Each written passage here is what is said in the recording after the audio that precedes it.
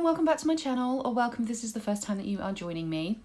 If you've been on my channel for a while, you'll know that I am a huge Alice in Wonderland fan, and I have been looking recently at my tarot collection and thinking about what I have in my collection and whether or not the different things that I have in my collection have value, if they add value, and whether I need the things that I have in my collection.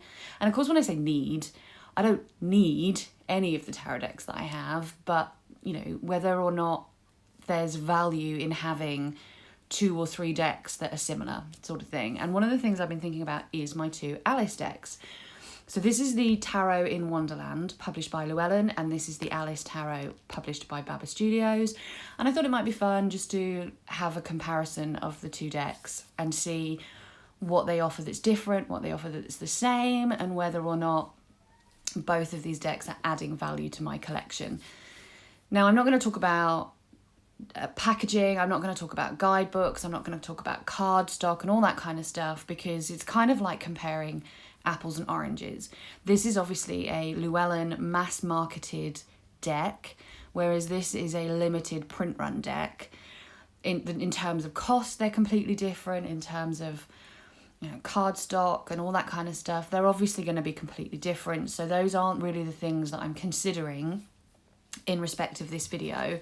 What I'm really looking at here is purely the images on the cards.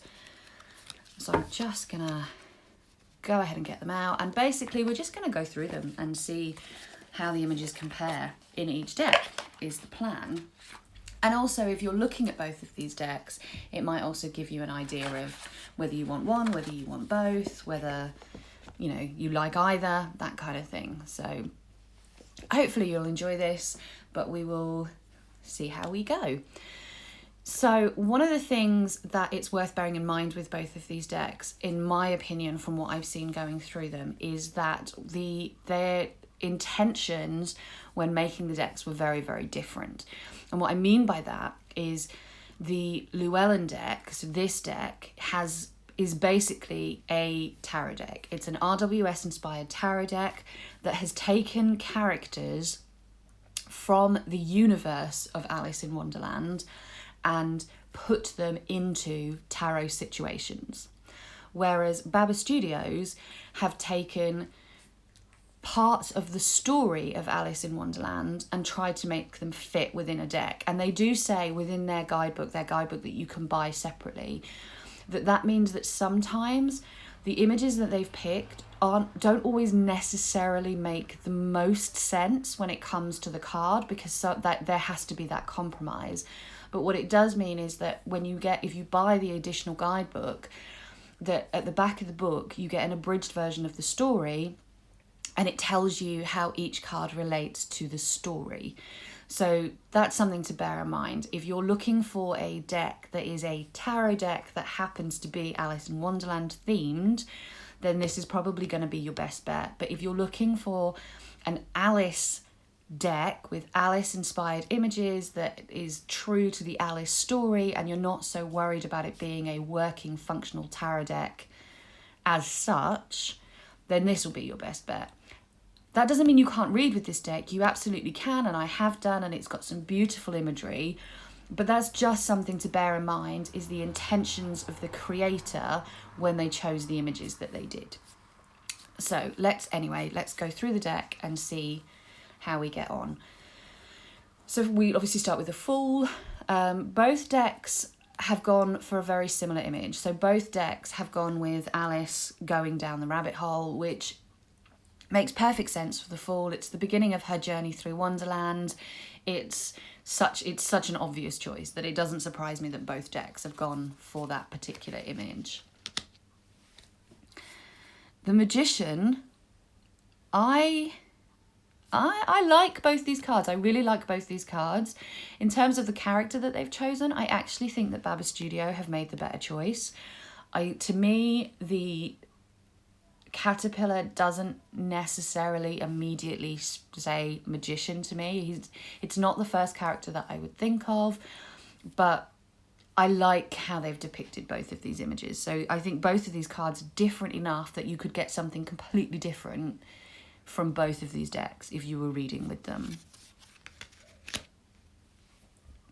The High Priestess. So you can really see here that I think that, you know, the Llewellyn deck, then this is what I'm talking about. The Llewellyn deck have taken Alice and the, I don't know if this is supposed to be an older Alice or one of the queens, I'm not actually entirely sure, but have gone with a more traditional High Priestess in the terms that you've got the two chess pieces, so you've got the black and white, you've got the pomegranates, and that kind of thing. They've both used the Through the Looking Glass image, but they've used them in very different ways, and this one speaks more to the meaning of the tarot card than this one does, in my opinion. I'm not sure I like either of these Empresses. If I'm completely honest, I'm not sure that I understand the choice in either of these Empresses, but I think this one, again, as a tarot card, works better.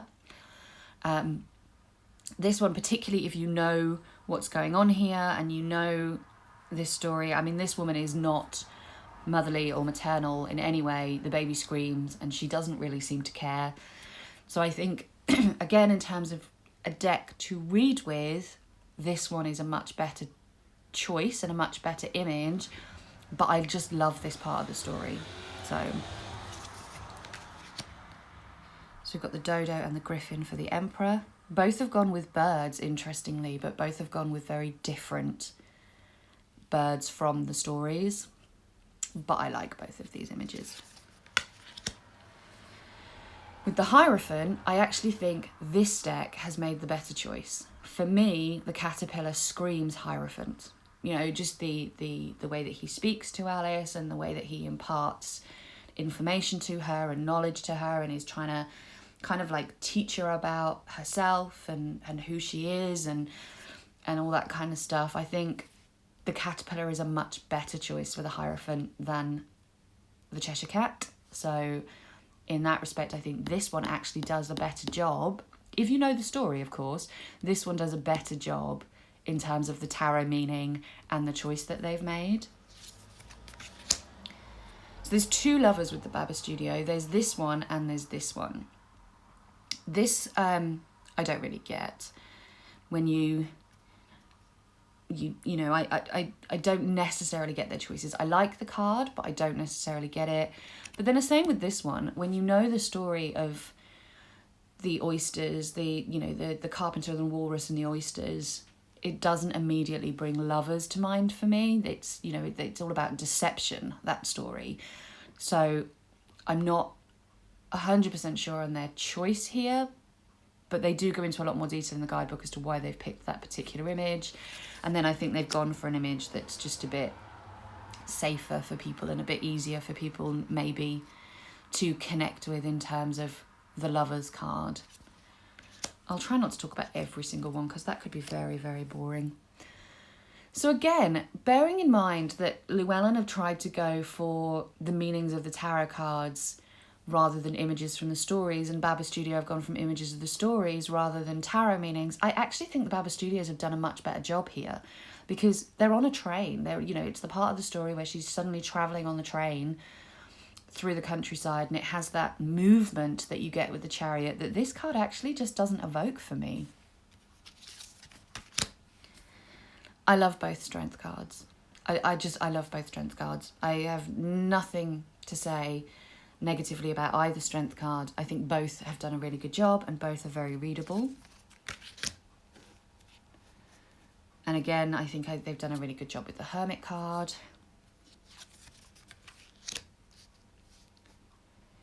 The Wheel of Fortune is a card that I don't connect with very well at all. But in terms of which card is more evocative to the original meanings of tarot, I think they've definitely done that more with Llewellyn than they have with Baba Studios. I think if you had this card and you took the title away, you would have no idea what this card was, in all honesty. And Justice, I think they've done a perfect job. Both decks have done a perfect job. We have the Hanged Man. Death, again, I actually prefer Baba Studios' Death card to Llewellyn's death card. I get a lot more from Boa Studio's death card than I get from Llewellyn's in terms of death and the card itself and what it means and what it's supposed to evoke in you when you read that card. Temperance, they've gone for the same. They've gone for that story of when she has to eat the different sides of the mushroom. One helps her grow and one helps her shrink, and it's about eating both sides in moderation, a little bit of each, in order to get her back to her right size, right size. And I think that's the perfect part of the story for Temperance. It doesn't surprise me that they've gone for the same image.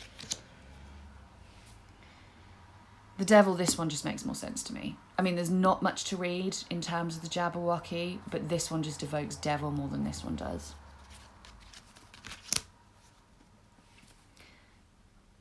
The Tower, and again, I'm not sure that I necessarily 100% agree with either, but I do think this one is just a slightly better image.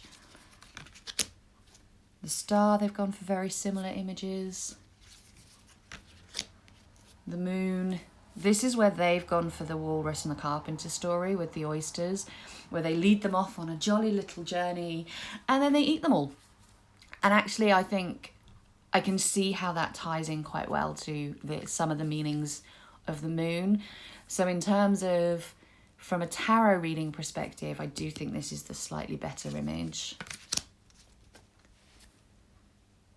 The Sun, Tweedledee and Tweedledum as the sun. I kind of understand the reasoning there, but not completely. And again, if you took away the title, I'm not sure you would necessarily get that that's what this card is. So just for that reason, I think Llewellyn have done a bit of a better job there. Judgment, both work for me. Both very good cards. And the World, again, very similar choices, very good cards. Aces, the Pentacles. Again, looking at it from a tarot perspective, Llewellyn have just done a better job at getting the meaning of the card. But I do like this card. I love the Boa Studio cards for the artwork, but I think overall I do prefer the Llewellyn deck for reading with.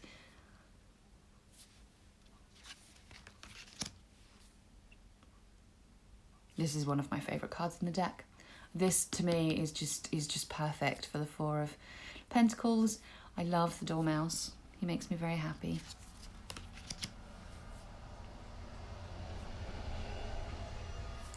The Five of Pentacles, I'm not sure by this image.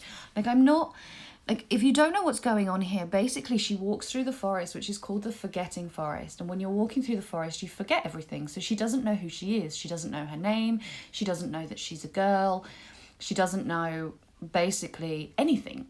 And she meets this fawn who also doesn't know who it is. It doesn't know it's a fawn. It doesn't know where it is.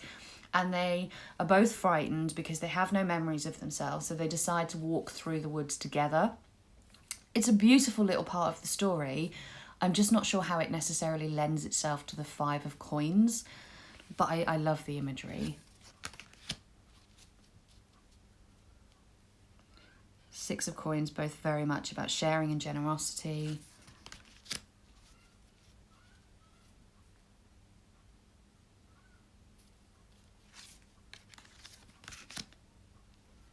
Again, this is probably one of my least favourite cards in the deck because it just doesn't evoke anything for me. It's just a picture of tarts on a plate.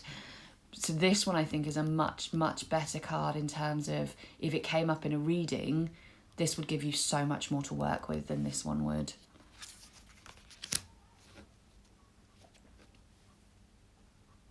Both of the nines really work for me.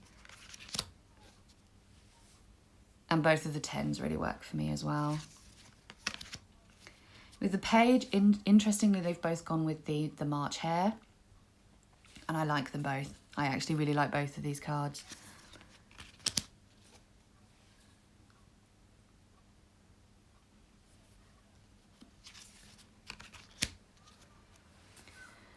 And again, in terms of the Queen of Coins, although the Baba Studios have tried very much to stick to the story rather than the tarot, and Llewellyn have gone more down the tarot more than the story, I actually think Llewellyn have made the better choice.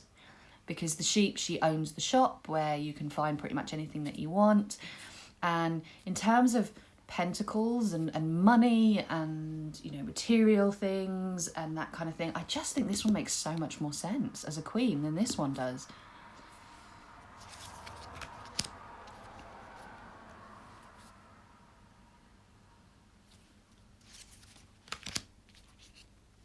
The aces are, you know, both the aces of all the suits in both decks. I really like. It's difficult to do an ace badly though, in my opinion.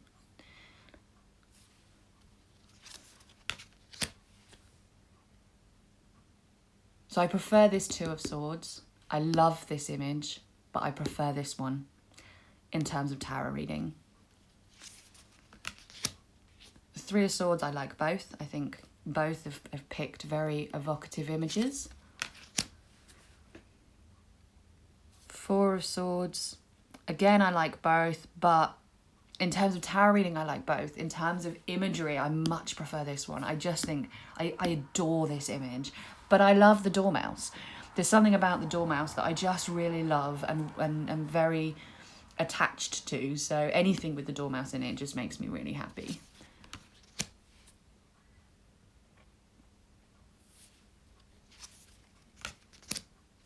Six of Swords, they've chosen the same part of the story. And in terms of which image I prefer, just because I think Baba Studios in general just have better imagery overall, I prefer this image, but I think they've both done a fab job.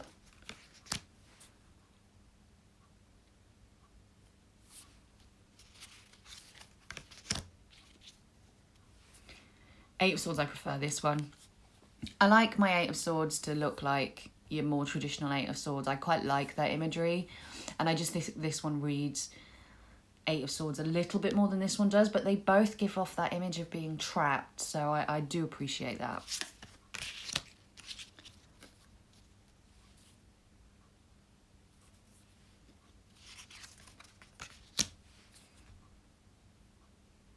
To start with, I wasn't even sure what this was.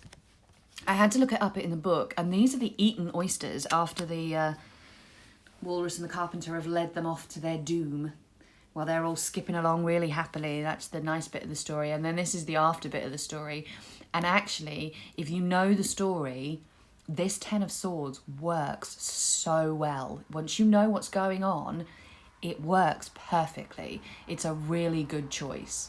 It's difficult to understand at first glance what's happening in that card, and I think that's the only con for me. But in terms of imagery, I do think that one works really, really well.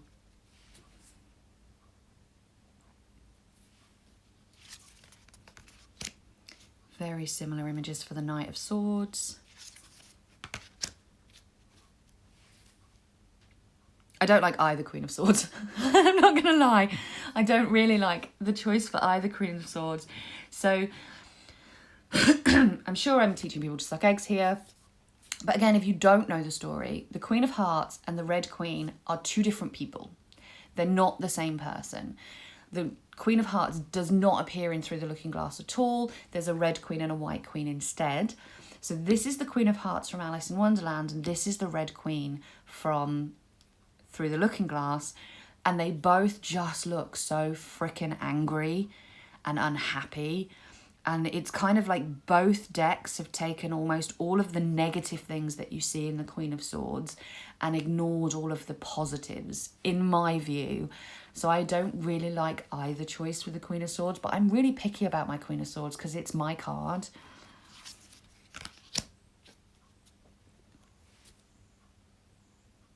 And again, the King of Swords, I'm not sure I necessarily get either choice, but this one makes a little bit more sense to me than this one does. This is probably my favourite Ace of Wands, though. I mean, as I say, it's difficult to do aces badly. Both have done a really good job, but this one is just prettier. It's just prettier. It's just nicer to look at.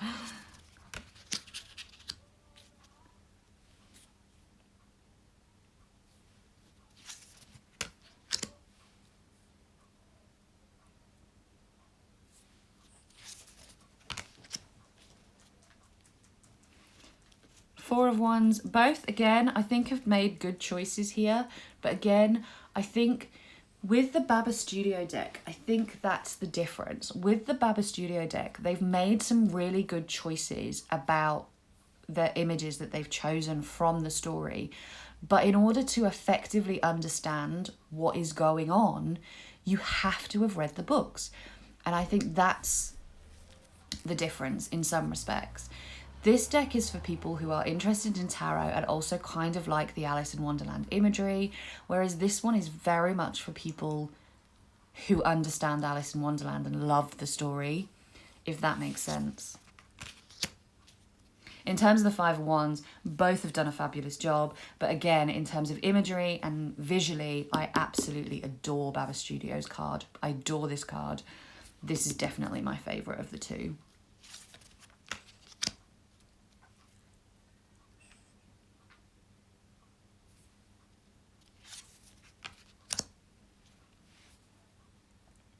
Both, again, have done really good jobs here.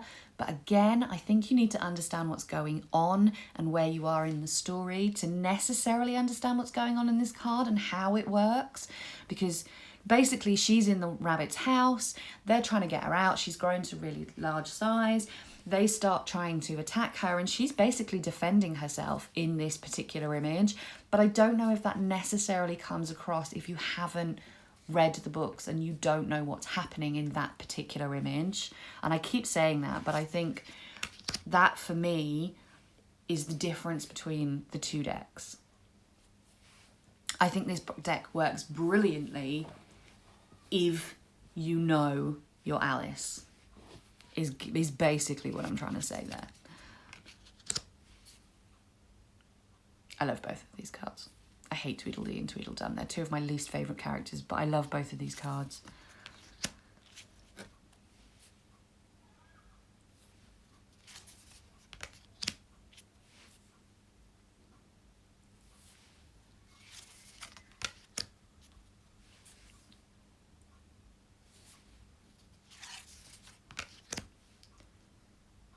And so the Queen of Wands have done the opposite of the Queen of Swords.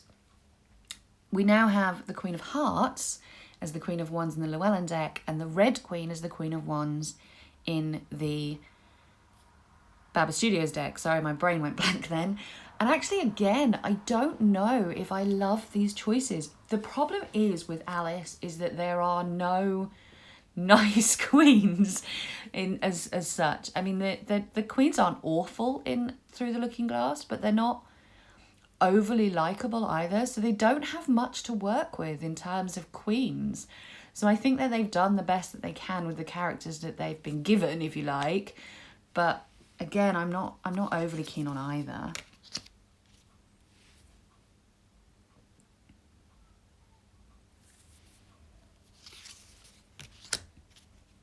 Nearly at the end.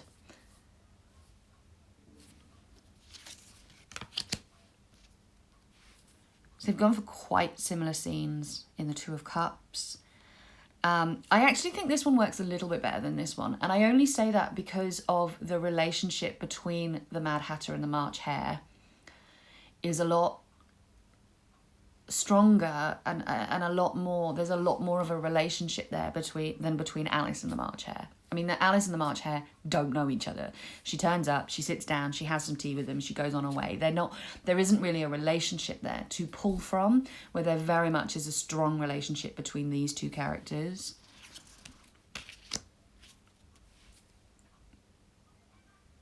Very similar choices again with the Three of Cups. So this one they've taken the scene as is. Like, basically Alice has become a queen and she kind of realises they're sitting around there talking, it's all very boring, she's very bored, and she realises that being a queen actually isn't that exciting and is feeling a little bit like, you know, crap, this is really dull, I want to leave now, please. Which kind of doesn't really give you the kind of imagery that you would expect to see in your Three of Cups. So Llewellyn have taken the same story, the same part of the story, but changed it up. So instead of them all being sitting around being boring and Alice being very deflated, they're celebrating instead.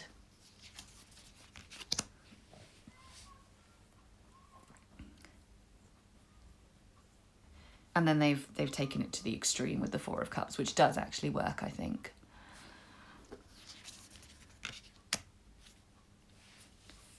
Five of Cups, this one just works a bit better for me than this one.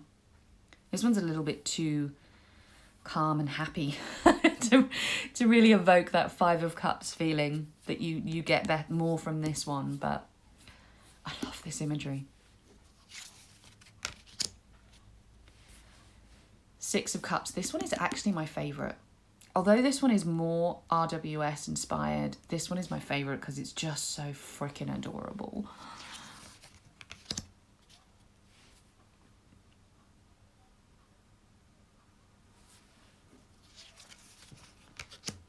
Eight of Cups, interestingly, both have chosen to go with the baby that turns into a pig, which is very interesting.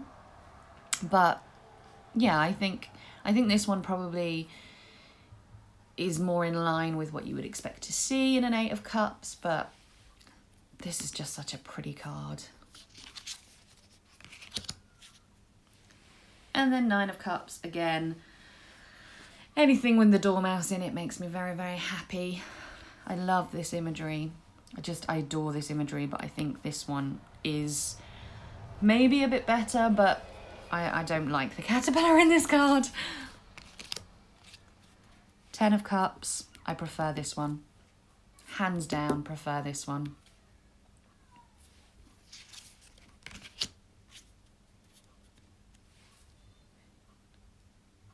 Page of Cups, I love how they've managed to keep the fish in the Page of Cups by using the royal delivery guy. I just think that they've done that. It's just some really clever bit of artistry there.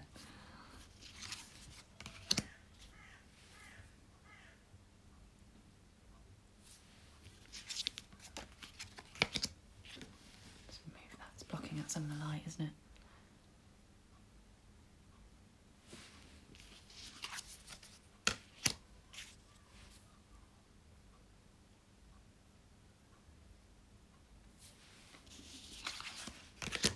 So there you go, that's a comparison of both of the decks.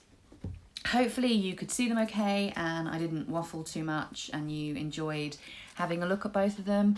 I think for me, I would say both of them most definitely have a place in my collection.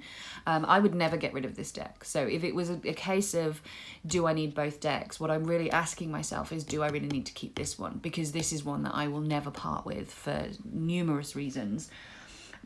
But I think whereas this deck is very much a collectible and it's very much a deck that I appreciate because of my huge love for Alice in Wonderland and the story of Alice in Wonderland and the imagery of Alice in Wonderland, I think this deck very much buys into that nostalgia that I have for these stories. Whereas this deck very much buys into my love of tarot and wanting to have a deck that I can actually read with, that uses images that I love and am connected to, but that works for me as a tarot deck. So there's definitely space for both of these in my collection. I'd love to hear your thoughts though, in terms of the two decks. Which do you prefer? Which do you think would be better to read with? Do you own both? Do you only own one? How did you decide which one to own? Let me know all of this stuff in the comments and I will see you all shortly for the next one. Take care and lots of love, everybody. Bye-bye.